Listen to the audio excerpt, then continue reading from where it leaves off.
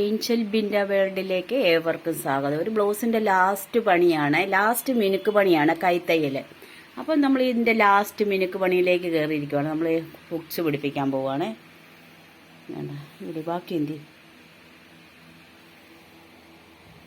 ബാക്കി പിടിപ്പിച്ചെന്ന് തോന്നുന്നു.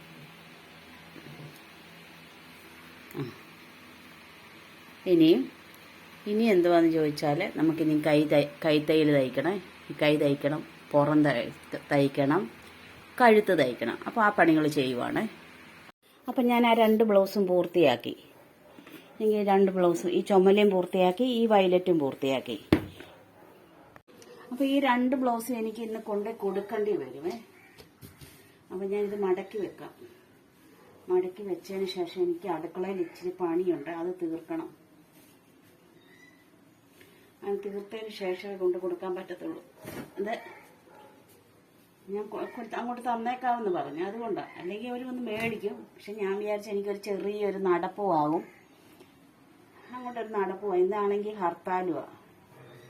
അപ്പം എല്ലായിടത്തും എല്ലാവരും ഉണ്ട്. എല്ലാവരും അയലോക്കക്കാരെ ഒന്ന് കാണാം, ഒരു നടപ്പുമാകും. അതുകൊണ്ടാണ് ഞാൻ പറഞ്ഞത് ഞാൻ അങ്ങോട്ട് തന്നേക്കാവുന്ന.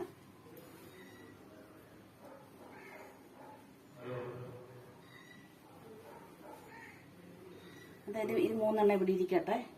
ഇനി എനിക്ക് ഇച്ചിരി പണിയുണ്ടെന്ന് പറയാൻ. എനിക്ക് അടുക്കളയിൽ ഇച്ചിരി പണിയുണ്ട്. ചോറ് വെക്കണം, കറി ഉണ്ടാക്കണം. ഒരുപാട് താമസിച്ചു പോയി.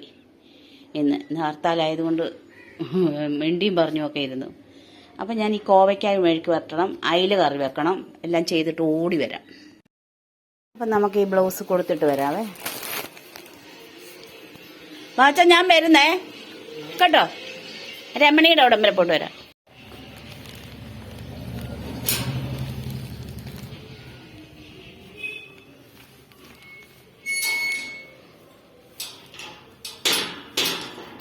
ഞാൻ ഏതാണ്ട് പറയണമെന്ന് ഓർത്ത് ഇങ്ങോട്ട് ഇറങ്ങുമ്പോൾ എന്തോ ഒരു കാര്യം ഓർത്തിരുന്നതാ.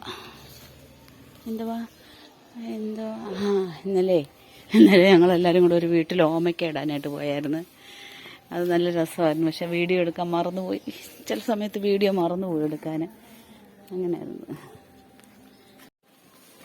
അപ്പം ഇവിടം വരെ എത്തി. രമണിയേ,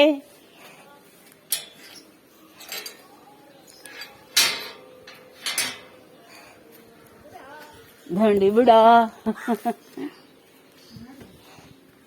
പൊന്നമ്മ എവിടാന്ന് ചോദിക്കുന്നു.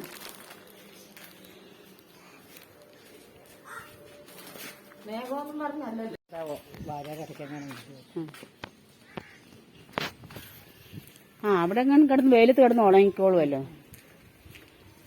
നല്ലതാ. ഞാൻ ബ്ലൗസ് ഉണ്ടായിരുന്നു, അത് കൊടുത്തേ.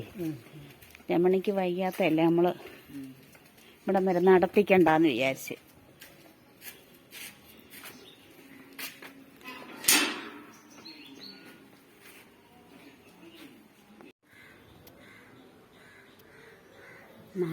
മാത്തൻ്റെ കാമുകിയാണേ. മാത്തനെ കാണാൻ വന്ന് നിൽക്കുക. നോക്കണം, ഗേറ്റ് തുറന്ന് കിടന്നു കണ്ടോ.